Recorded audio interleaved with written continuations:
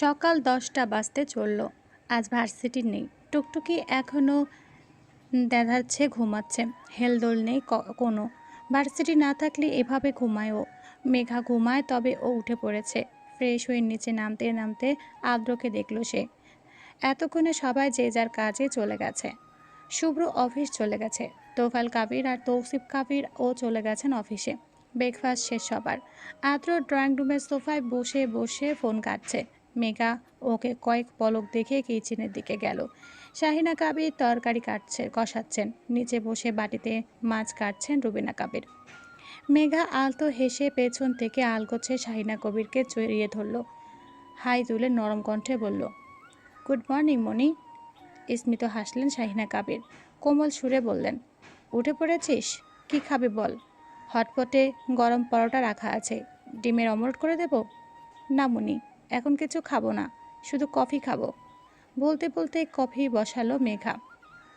রুবিনা কাবির মুখ কুচকালেন। মেঘা চুল জ্বালিয়ে ঘাড় ঘুরিয়ে এক পলক চেয়ে এবার তার উদ্দেশ্যে বলল, গুড মর্নিং মামুনি।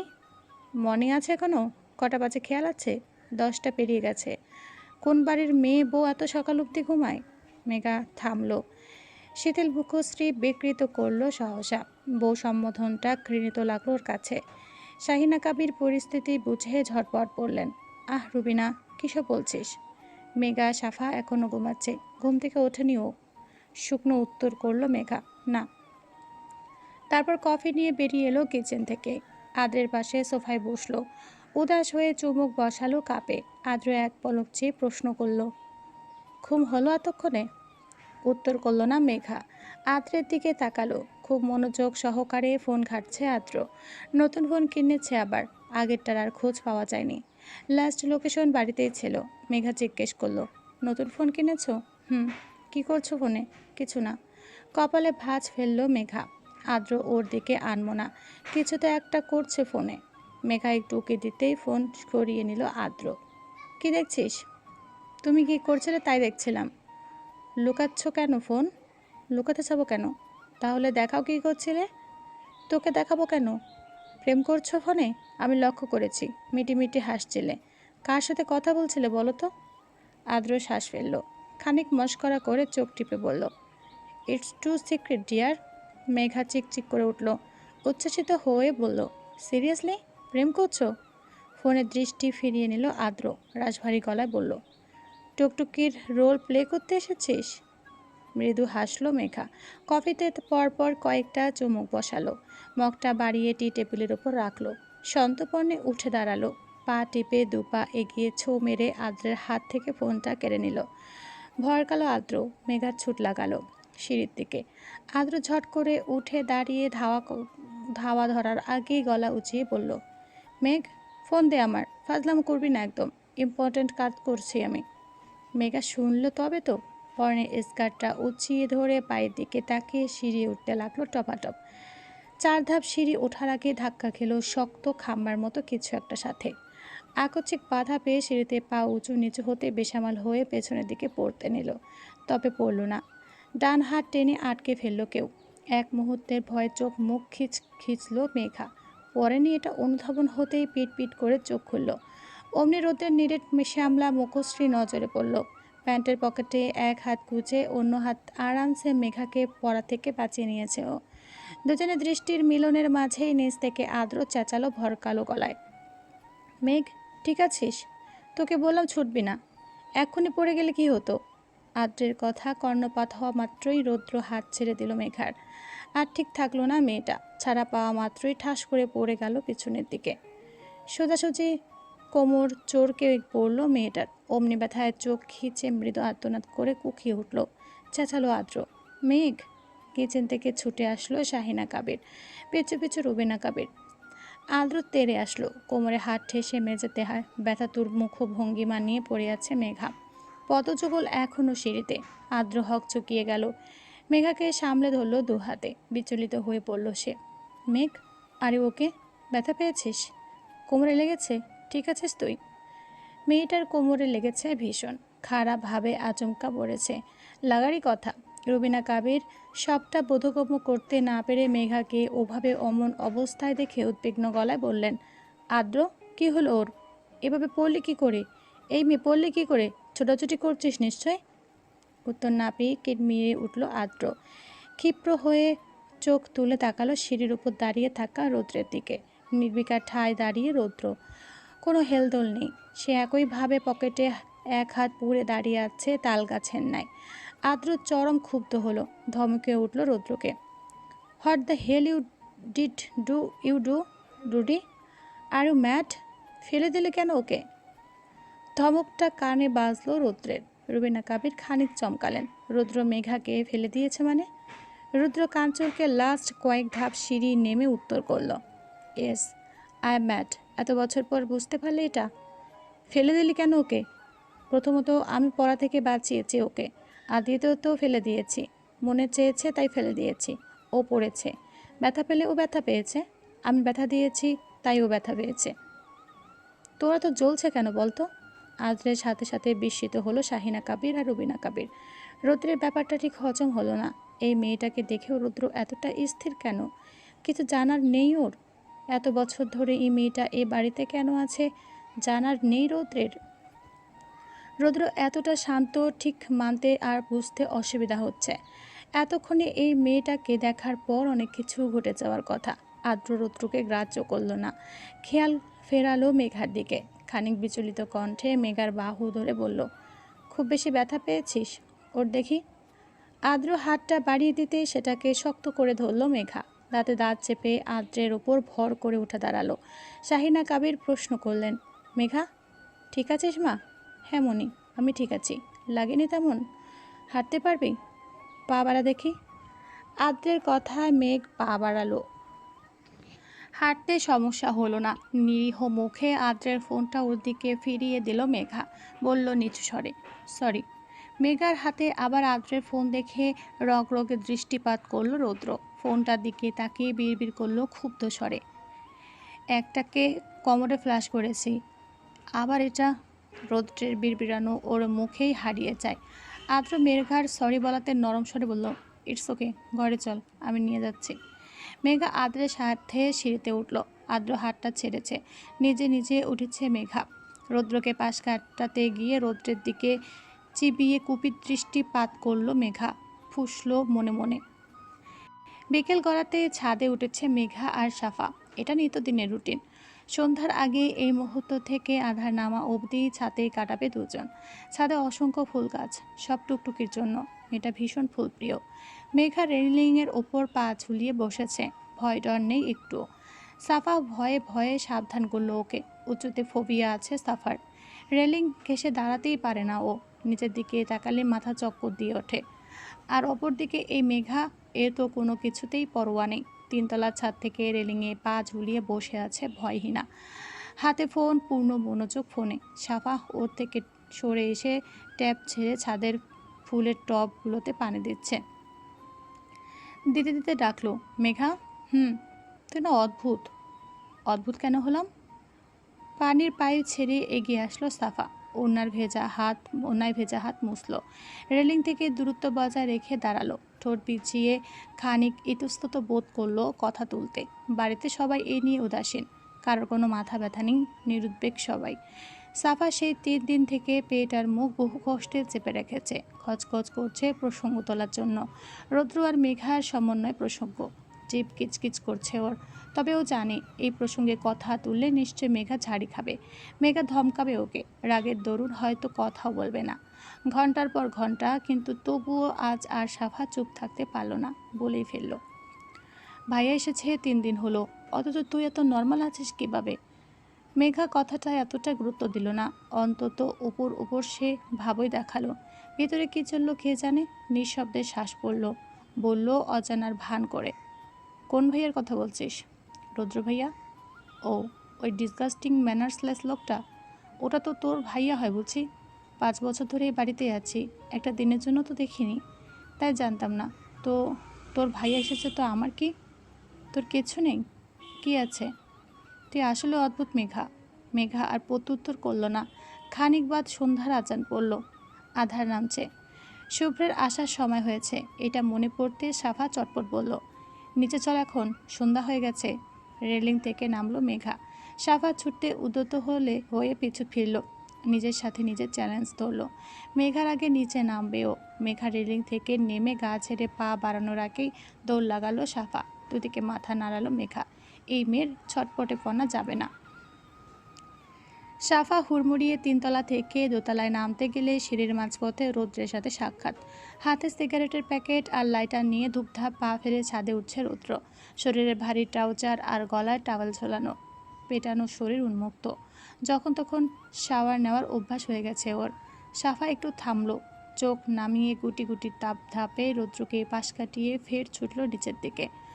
রৌদ্র দেখেও দেখল না, এখান থেকেই সিগারেট জ্বালাতে জ্বালাতে উঠবে এখন। প্যাকেট থেকে একটা সিগারেট বের করে ঠোঁটে চেপে ধরল রৌদ্র। দৃষ্টি নিচুতে নামিয়ে বেখেয়ালে পা বাড়াতে বাড়াতে লাইটার জ্বালানোর আগেই কোনো কিছুর সাথে পা জড়িয়ে সামনের দিকে হুবড়ি খেল সে। পড়তে পড়তে বাঁচিয়ে নিল নিজেকে। পা জড়ানো কিসে এই সিঁড়ির পথে? কেউ ল্যাং মেরেছে ওকে? ক্ষুব্ধ হয়ে পিছু ফিরল রৌদ্র। সুচালো দৃষ্টির মুখোমুখি মেঘা দাঁড়িয়ে। ওকে পাশ কাটিয়ে 2 ধাপ সিঁড়ি নেমেছে। রৌদ্র তাকাতেই বলল ঠোঁট নাড়িয়ে, উপস, দেখে হাঁটবে তো। অতিথি মানুষ, দুদিনের অতিথি। এভাবে বেকায়দা ল্যাং ভেঙ্গে নিড়ে ফেরার ইচ্ছে আছে বুঝি? মেঘা নিজের পা দিয়ে রৌদ্রের সাথে বাধা দিয়েছে, তা বুঝতে আর বাকি রইল না। ঠোঁট থেকে সিগারেট নামিয়ে কণ্ঠ চড়াও করল রুদ্র। জবান টাটিয়ে উদ্ধত্ত স্বরে বলল, ইউ স্টুপিড, এক্ষুনি পড়ে যেতাম আমি। রিডিকিউলাস। পড়ার জন্য তো ল্যাং মেরেছি, পড়েননি সৌভাগ্য। আমাকে সিঁড়ি থেকে ফেলে দিয়েছিলেন না? রিভেন্স নিতে হবে তো। বাট ইয়োর লাকটাই গুড, পড়তে পড়তে বেঁচে গেলেন। কণ্ঠ পিষে শেষটা বলল মেঘা, অতঃপর তিরস্কারে মুখ ফিরে নিল। চুল উড়িয়ে ভাব নিয়ে সিঁড়ির ধাপে নামতে গেলে শক্ত হাতের টান পড়ল চুলে। তরিতে পিছু ফিরল মেঘা। রৌদ্র ওর চুল খামচে টেনে ধরেছে। ধরে ধূপধাপ সিঁড়ি নিচে নেমে মেঘার সামন বরাবর দাঁড়ালো সে। মুখ সিটিয়ে নিল মেঘা। নিজের অধ্যত্ত হওয়ার আগে রৌদ্র ওর চুল ছাড়ল। ঝুঁকে ফু দিল মেঘার মুখের ওপর। শ্বাস খিচে মুখ বিকৃত করল মেঘা। রৌদ্র বলল হিসিয়ে, সাহস খুব বেড়েছে তোর, তাই না? ও সরি, তোকে তো আবার তুই বললে গায়ে ফোসকা পড়বে। সরি সুইটহার্ট, তোমার সাহস বেড়েছে খুব। আমার পিছে লাগতে এসেছো? রোডবিক কাবির রৌদ্রের সাথে তাল মেলাতে চাইছো? তুমি সম্বোধনটা রৌদ্রের জিভে পোষালো না বেশিক্ষণ। গন্ধ তত্তরের রূপ ধারণ করতে তুমি থেকে বের 2 সূচককে বলল বাকিটা। খুব ইগনোর করছিস আমাকে দেখছিস। হয়েছেটা কি বলতো? ভুলে গেছিস আমায়? আমি তোর কে সেটা মনে নেই? আগে থেকে সুন্দর হয়েছি বলে আমার ফেস এই 5 বছরে হরলিক্সের সাথে গুলে খেয়েছিস? মেঘার কাছে সৌন্দর্য বোঝানোর দিকটা বেশ হাস্যকর লাগলো। নিজের রূপ উপস্থাপনে নিজেই ঢাক পেটাচ্ছে এই লোক। মেঘা হাসি চাপাতে পারল না। তাচ্ছিল্যের সহিত সিঁড়ির রেলিংয়ে খানিক হেলে শব্দ করে হি হি করে হেসে উঠল। ক্ষিপ্ত ভঙ্গিতেই ফিট খেল রৌদ্র। আকস্মিক হাসির রিনরিনে চমৎকারে তম্বা খিল বটে। হাসির কারণ বুঝল না, কপাল গুটিয়ে ফেলল সে। বিস্ময়ে তাকিয়ে রইল মেয়েটার হাসির দিকে। মেঘা হাসছে নিজের মতো। রৌদ্র চোখ শুরু করে ওর হাস্যোজ্জ্বল মুখপানে তাকিয়ে থাকার মাঝেই খেই হারালো ধ্যান জ্ঞান খুইয়ে। ধীরে ধীরে ধারালো দৃষ্টি শীতল হয়ে আসলো আপনা আপনি। হাসি চাপালো মেঘা, মুখে হাত রেখে সংবরণ করলো নিজেকে। রৌদ্রের দিকে তাকাতেই থমকালো ভাবমূর্তি পাল্টালো রুদ্র। শিথিল মুখ ভঙ্গিমা শক্ত করে ধমকে বলল, ইউ সিলি, হাসছিস কেন এভাবে? মেঘা শুধু উচ্চারণ করলো ভেঙিয়ে, ইউ আর সো ফানি। বলেই পাশ কাটিয়ে রৌদ্রকে নিচের দিকে ধাপ বাড়াতে বাড়াতে মেঘি সুরে সুর টেনে দীর্ঘস্বরে বলল, আপনারে সুন্দর বলে? সুন্দর সে নয়, লোকে যারে সুন্দর বলে সুন্দর সেই হয়। আহম্মক বনে গেল রৌদ্র। অগাত্যা কিছু না বুঝলেও এক মুহূর্ত পর আন্দাজ করলো কিছু একটা। ও নিজেকে সুন্দর বলল, তাই এই মেয়েটা হাসলো ওভাবে ওকে। ও সৌন্দর্যকে তাচ্ছিল্য করলো এই মেয়েটা। রৌদ্র সবটা বুঝে কিরমির করলো নিজের মাঝে। ততক্ষণে মেঘা দোতলায় নেমেছে। হাত মুঠো করে হাতের সিগারেটের প্যাকেটটা মেঘা যাওয়ার পথে থেকে ছুঁড়ে মারল রৌদ্র। ক্ষিপ্ত সত্তাকে নিবারণ করার চেষ্টা করলো বড় বড় শ্বাস ফেলে। আজব, কি শুরু করেছে এই মেয়ে? ওকে দেখলেই এমন অদ্ভুত কেন লাগে রৌদ্রের? ক্ষুব্ধতা দেখাতে গিয়েও বারবার থেমে যায় কেন রৌদ্র? নিজের ওপর চরম বিব্রত রৌদ্র। অতদিন বিরক্ত সে। রাতে খাবার টেবিলে বসেও রৌদ্রের দেখা মেলেনি আর। বাজে এখন 10টা। রৌদ্র ওর বন্ধুদের সাথে বসেছে আড্ডাখানায়। আগে সব কিছু পাল্টেছে, ওদের আড্ডার আসর বদলেছে, বন্ধুরা কমে গেছে। এই 5 বছরে এখন যে যার কাজে ব্যস্ত, নিজেদের জীবন নিয়ে লেগে পড়েছে সবাই। রৌদ্র আর ওর বন্ধুদের একটা গ্যাং ছিল, সেই দল ভেঙে গেছে রৌদ্র চলে যাওয়ার পর থেকে। এখন ফিরে এসেছে রৌদ্র, এসেছে থেকে আবার শুরু হয়েছে। তবে সবাই এখন আর একজোট নেই, বদলে গেছে। রৌদ্রকে আলাদা করে সময় দেওয়ার মতো বৃথা সময় নেই কারোর কাছে, আর বখাটেপনা নেই সবার মাঝে। রৌদ্র দেশে ফিরে 3জনকে কাছে পেয়ে সৌভিক, রোহান আর তুহিন। রৌদ্রের বেশি কাছে সৌভিক আর রোহান, তবে দেশ ছাড়ার পর ওদের সাথেও দূরত্ব বেড়েছে। যোগাযোগ একেবারে ছিল না বললেই চলে। দেশে ফেরার পর পুনরায় কন্ট্যাক্ট হয়েছে ওদের সাথে। শফিক, রোহান, তুহিন আর রৌদ্র এই মুহূর্তে একটা বারের বাইরে বসে। এতক্ষণ রৌদ্র একাই ছিল ভিতরে। এরা 3জন আসতেই বাইরে বেরিয়েছে ও বসেছে ওরা। রৌদ্রের অবস্থা স্বাভাবিক। রোহান ওকে পুরোপুরি দেখে প্রশ্ন করলো, রুডি, ড্রিঙ্কস করিসনি আজও? উত্তর করল না রৌদ্র। শফিক নীরবতা দেখে বলল, রুডি, কি হলো? আজ কোন দিকে চাঁদ উঠেছে বলতো? আজ নয়, গত কদিন ধরে চাঁদ বোধহয় উল্টো দিকেই উঠছে। এটা কি শুধু গত কদিন ধরে, নাকি বছর ধরে? তোকে এতটা চেঞ্জ দেখবো ভাবিনি। 5 বছরে অনেকটা বদলে গেছিস। পজিটিভলি বলতেছিস অবশ্য, এটা দেখে আই এম তো অবাক। রৌদ্র গা ছাড়া ওরা একা একাই বকবক করলো। হাঁটুতে কোনোই ভর দিয়ে সামনের দিকে ঝুঁকে মাটি পানে চেয়ে আছে রৌদ্র। নির্লিপ্ত সে। ওরা বন্ধুরা একে অপরের দিকে চাওয়াচাই করলো। রৌদ্রের সাথে দূরত্ব বেড়েছে ওদের। ওরা কিছুতেই সেই দূরত্ব ঘুচিয়ে ফেলতে পারছে না এই কদিনের চেষ্টার পরও। শফিক বিয়ে করেছে।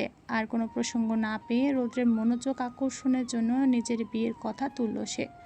Rudi, you know, now I am married. অবশ্য তোর মতো আমিও বদলে গেছি কিছুটা। এখন আর নেশা করি না। আমার বউকে দেখেছিস? চল দেখা দেখা করে তোর সাথে। আমি ওকে বলেছি তোর কথা। রৌদ্র নিরেট কণ্ঠে জবাব ফোটালো এবার। তুই আমার বউকে দেখেছিস? আকস্মিক প্রশ্ন শক্ত। নড়ে চড়ে উঠল সৌভিক আর রোহান। একে অপরের দিকে চাওয়াচাই করলো ওরা। বউ বলতে এই 5 বছর আগের ওই মেয়েটা, যেটাকে ফোর্স করে বিয়ে করেছিল রৌদ্র। সৌভিক ঠোক গিলে থতমতো স্বরে বলে না বোঝার ভান ধরে, বউ মানে?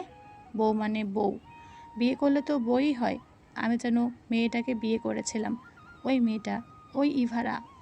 ওর বিষয়ে কি জানিস তোরা? আমি চলে যাওয়ার পর এই 5 বছরে ওকে দেখেছিস কখনো? রোহান উত্তরে বলল ফট করে, কতবার দেখলাম আদ্রের সাথে। অমনি খিচে উঠল রৌদ্র। নিষ্প্রভ মুখশ্রী ঠিকরে উঠল, উচ্চারণ করলো কণ্ঠ পিষে, আদ্রের সাথে মানে? রোহান স্বাভাবিকের ন্যায় এবারও উত্তর করল, হুম, ও তো তোদের বাড়িতেই থাকে। এতদিন হলো বাড়ি ফিরেছিস, দেখিসনি ওকে? 5 বছর ধরে ও কাবির ম্যানশনে আছে। তুই চলে যাওয়ার পর আমরা তো আর তোদের বাড়ি মুখও হইনি কখনো। ওদিকটা যাওয়া হতো না আর। তবে মাঝে মাঝে দেখি ওকে, তোর ছোট বোন আর আদ্রের সাথে। ভার্সিটিতে পড়ে বোধ হয়। আদ্রও তো ওই ভার্সিটির লেকচারার। একটু থেমে আবার বলল কণ্ঠ খাদে নামিয়ে, তুই দেখিসনি ওকে? দেখেছি। সৌভিক ইতস্তত স্বরে বলল, ওকে তুই বউ বলছিস? সিরিয়াসলি? আই মিন তোর নিজের বউ? রৌদ্র ক্ষুব্ধ দৃষ্টি তাক করতেই থেমে গেল সৌভিক। রেগে বলল রৌদ্র, নিজের বউ বলবো না তো তোর বউ বলবো? রাবিশ। আর কি কি জানিস ওর বিষয়ে? কি হয়েছিল এই 5 বছরে? ও আমাদের বাড়িতে থাকে কেন? এসব আমাদের জিজ্ঞেস করছিস কেন? তোর ফ্যামিলি ভালো জানে এসব। তারা বলেনি তোকে? তারা কবে গুরুত্ব দিয়েছে আমায়? নিজে থেকে ওরা কিছু না বললে কে শুনতে যাচ্ছে ওদের কাছে? আমারও তো ঠেকা পড়েনি যে ওই স্টুপিডটার সম্পর্কে একবারই কিছু জানতে যাব ওদের কাছে। তোদের যেটা জিজ্ঞেস করেছি জেনে থাকলে সেটা বল, কে ও? সৌভিক গলা ঝাড়ল, শ্বাস ফেলে ঢোক গিলে উত্তর করলো দোনামোনা মনে, ও অনাথ। অমনি ভাঁজ পড়ল রৌদ্রের টান টান কপালে। কুঁচকে আসলো ভ্রু, খানিক সোজা হয়ে অস্ফুটে বলল গলা খানিক নরম করে, অনাথ মানে? আরও একটা শ্বাস ফেলল সৌভিক। নিজে যা যা জানে তা থেকেই বলল, তুই সেদিন রাগের বসে কাজটা মোটর ঠিক করিসনি রুদ্র।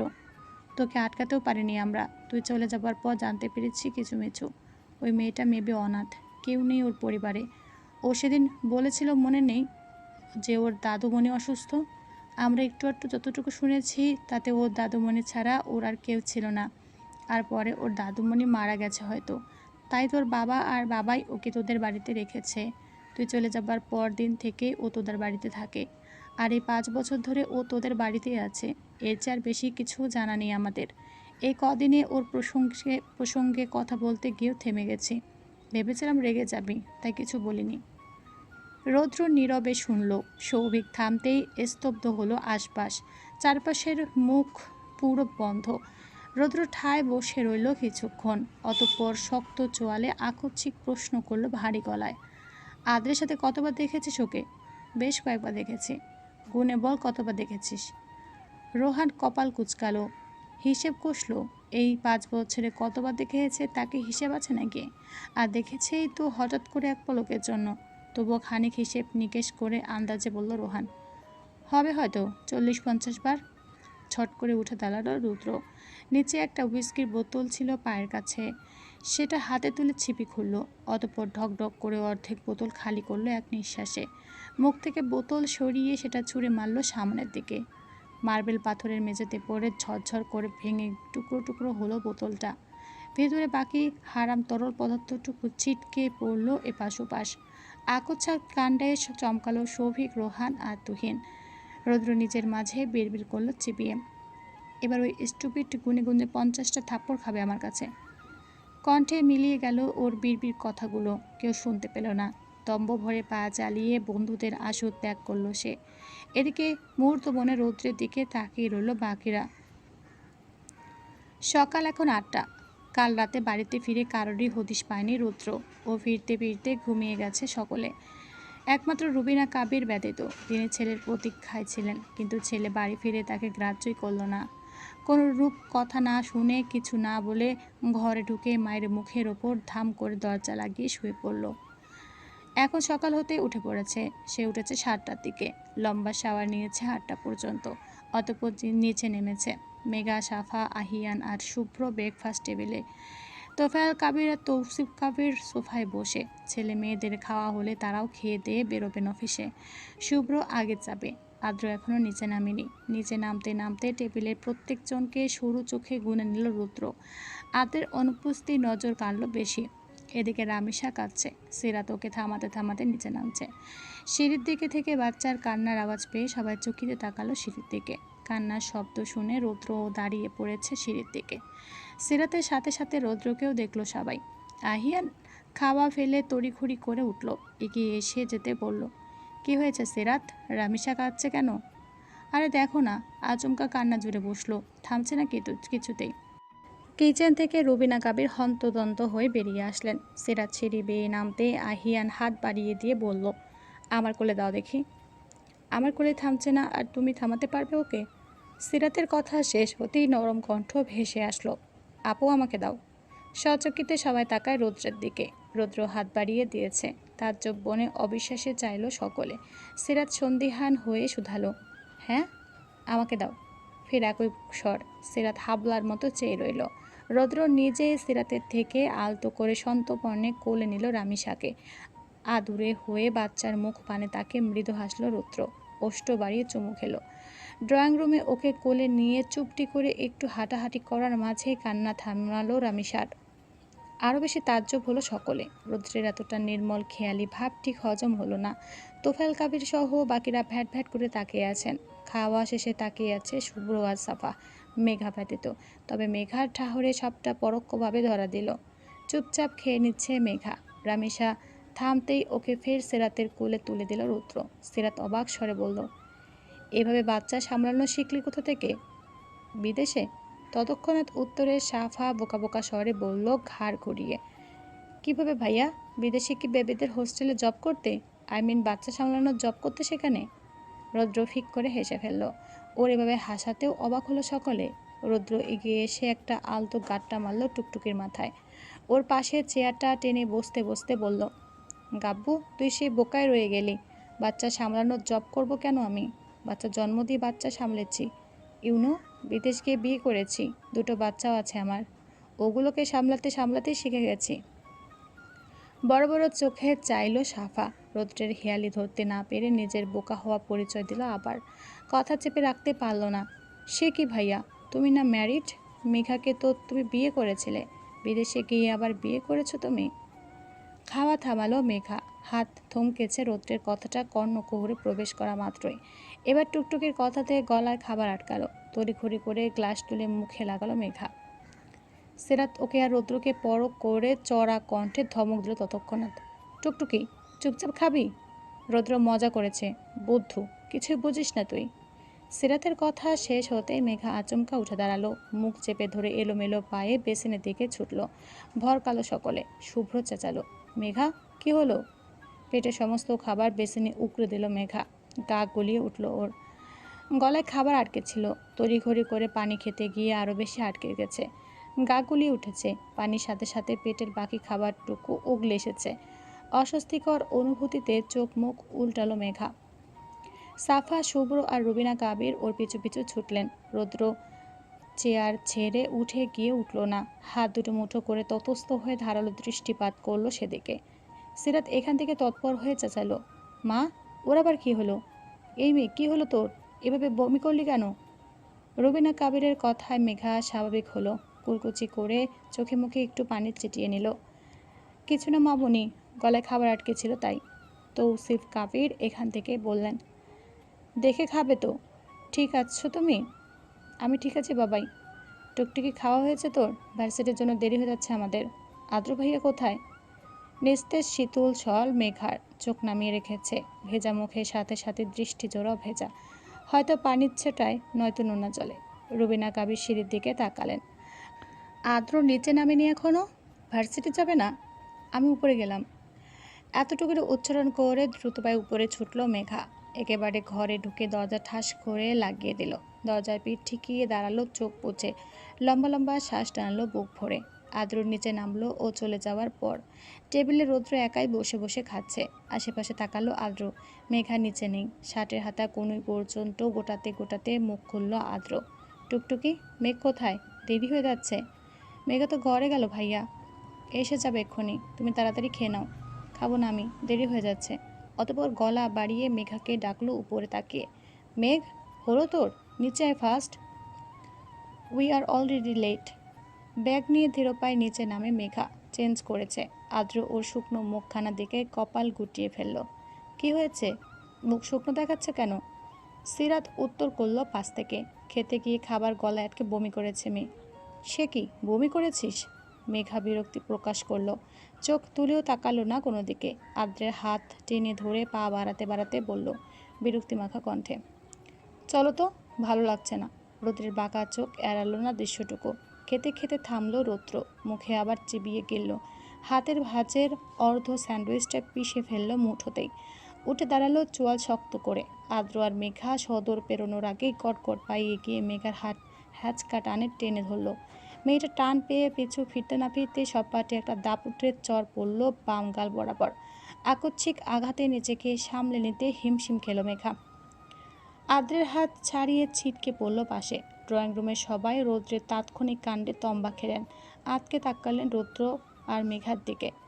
আদ্র আর সাফা মেঘার পাশে থাকা দরুণ আকস্মিক কাণ্ডে হতবাক হলো ওরা। কিছু বুঝে উঠতে পারল না ততক্ষণাৎ। মেঘা থাপ্পড়ের টাল সামলাতে রৌদ্রের দিকে তাকানো মাত্রই রৌদ্র টেনে ধরল ওকে। কোন চেপে হিড়হিড়িয়ে নিজের সন্নিকটে টেনে নিয়ে দাঁত পিষে বলল কিরমির করে, এই নিয়ে আমার হাতে দ্বিতীয় থাপ্পড় পড়ল তোর গালে। আর এই 5 বছরে জমা হওয়া আমার পক্ষ থেকে দেওয়া 50টা থাপ্পড়ের মধ্যে প্রথম থাপ্পড়টা। গুনে গুনে আর 49টা থাপ্পড় বাকি আছে এখনও। এমন কিছু করবি না আমার সামনে যাতে থাপ্পড়ের সংখ্যা আরও বেড়ে যায়। তোর এই সুন্দর ফর্সা গালে আমার হাতের আঘাত একদম মানাবে না। সো আমাকে বাধ্য করিস না তোকে মারতে। কথা শেষ করে ছিটকে দূরে সরালো মেঘাকে। এবার পেছনে হুমড়ি খেয়ে পড়ার আগেই মেঘাকে সামলে নিল আদ্র। পড়ে যাওয়া থেকে বাঁচালো মেয়েটাকে। মেঘা হতভম্ব হয়ে গালে হাত চেপে ভরা চোখে চেয়ে আছে। এই মুহূর্তে আর দম্ভ দেখাতে পারল না, খাটল না শক্তি। আদ্র ওকে সামলে নিয়ে গাল থেকে মেঘার হাত সরিয়ে গালখানা দেখল। দাপুটা হাতের 5টা আঙ্গুল বসে গেছে গালে। ফর্সা টুকটুকে গালখানা রক্তিম হয়ে উঠেছে। ওর দেখার মাঝে ভরা চোখ থেকে টুপটা পানি গাড়ালো মেঘার, হয়তো ব্যথায়, নয়তো অবিশ্বাসে। আদ্র রৌদ্রের উপর রাগ সংবরণ করতে পারল না। মেঘার থেকে চোখ সরিয়ে ক্ষুব্ধ স্বরে চিচিয়ে উঠল রৌদ্রের উপর, রুডি, পাগলামোর একটা লিমিট থাকে। এভাবে হুট করে মারলি কেন তুই ওকে? রৌদ্র উত্তরের সামান্য প্রয়োজনটুকু বোধ করল না। যে হাতে মেঘাকে থাপ্পড় মেরেছে সে হাত খানা ঝমঝম করছে। হাত ঝাড়া মারল রৌদ্র। সাফা চমকে গুটিয়ে গেছে একপাশে। তোফায়েল কাবির চোয়ালে নিরেট করলেন এবার। ছেলে বাড়ি ফেরার পর এই দিনগুলো চুপ ছিলেন তিনি। মেঘার উপস্থিতিতেও ছেলের কোনো প্রতিক্রিয়া না দেখে শান্ত ছিলেন তিনি। আগ বাড়িয়ে কিছু বলেননি, কাউকে বলতেও দেননি। আজ অবাধ্য ছেলের বকে যাওয়া কাণ্ড দেখে এই 3 দিনের মাথায় ফের আগের ন্যায় চড়া গলায় ধমকালেন ছেলেকে। সময় গড়িয়েছে, বছর পেরিয়েছে, তবু সে উশৃঙ্খলে রয়ে গেছো তুমি। মেঘাকে মারার সাহস কী করে হলো তোমার? কোন সাহসের গায়ে হাত তুলেছ তুমি? কেন মারলে ওকে? তার প্রশ্নের উত্তর করার সম্ভাবনা কারো কম। উত্তরের আশায় তৌসিফ কাবির ও রাগান্বিত স্বরে একই প্রশ্ন করলেন। রৌদ্র, মেঘাকে মারলে কেন তুমি? ইচ্ছে হয়েছে তাই মেরেছি। ইচ্ছে হলে তুমি যার তার গায়ে হাত তুলবে? বাপের কথায় গলা ঝাড়ল রৌদ্র। যার তার গায়ে হাত তুলিনি, নিজের বউয়ের গায়ে হাত তুলেছি। আমার বউকে মেরেছি আমি। কার কি এসে যায় এতে? যত খুশি তত মারবো ওকে। ওকে মারার জন্য আমার আলাদা করে সাহস জোগানোর কোনো প্রয়োজন নেই। এক মুহূর্তের জন্য ক্ষুব্ধ হলো হলরুম। নিস্তব্ধতার ছেয়ে গেল চারপাশ। রৌদ্রের চোখে মুখে ক্ষিপ্রতা ঠিকরে পড়ছে। তামাটের চেহারার রং আকৃতিতে বদল এসেছে। আকস্মিক কেমন কর্মকাণ্ডে যথার্থতা বুঝল না কেউ। মেঘাকে বউ হিসেবে জোর খাটিয়ে বলা কথাটার মর্ম কারো মস্তিষ্কে শিক করে পৌঁছালো না। তোফায়েল কাবির রেগে মেগে বললেন, বউ? কাকে বউ বলছো তুমি? মেঘাকে? মেঘা তোমার বউ? আরও কিছু বলার আগে গজ গজ করে পেছন ফিরে 4 ধাপ এগিয়ে সদর পেরিয়ে বাড়ির বাহিরে বেরিয়ে গেল রুদ্র। সবার বিমূর্ত চেহারা ফেলে গেল পেছনে। মেঘার চোখ থেকে পরপর কয়েক ফোঁটা পানি গড়ালো। আদ্র রাখতে গিয়েও রাগ দেখানোর মতো ফুরসত পেল না আর। রৌদ্র চলে যেতে পূর্ণ মনোযোগ দিল মেঘার দিকে। মেয়েটাকে সোজাসুজি দাঁড় করিয়ে চোখের পানি আলগোছে মুছিয়ে দিল। মেঘ, লেগেছে খুব? আই এম সরি মেঘবুড়ি। রৌদ্রের হয়ে আমি সরি। রৌদ্র। মেঘা কিছু শুনল না আর। আদ্রকে কিছু বলার সুযোগ দিল না। চোখ মুছতে মুছতে চোট লাগালো সিঁড়ির পথে। আদ্র আর সিরাত ডাকলো ওকে। মেয়েটা সাড়া দিল না আর। ড্রয়িং রুমে সবার অবস্থা স্তব্ধ, তবে ভেতরে ভেতরে প্রকম্পিত। তোফায়েল কাবির চোখ মুখ খিচে গিজ গিজ করলেন রাগে। কণ্ঠ তুলে তুলে স্ত্রীকে ধমকলেন, ছেলে ছেলে ছেলে এই করে করে সারাটা দিন পড়েছিলে তো। এখন দেখো ফিরে এসেছে তোমার অসভ্য বেপরোয়া ছেলে। এবার সামলা ওকে। এর হিসেব তো ওকে দিতেই হবে। শুধু বাড়ি ফিরুক, মেঘাকে মারার জন্য কৈফিয়ত দিতে হবে ওকে। আজ আর ভার্সিটি যাওয়া হলো না। আদ্র চোখের ইশারা করতে গুটি গুটি পায়ে সিঁড়ি ভিঙ্গিয়ে মেঘার কাছে নিজেদের ঘরে উঠল সাফা।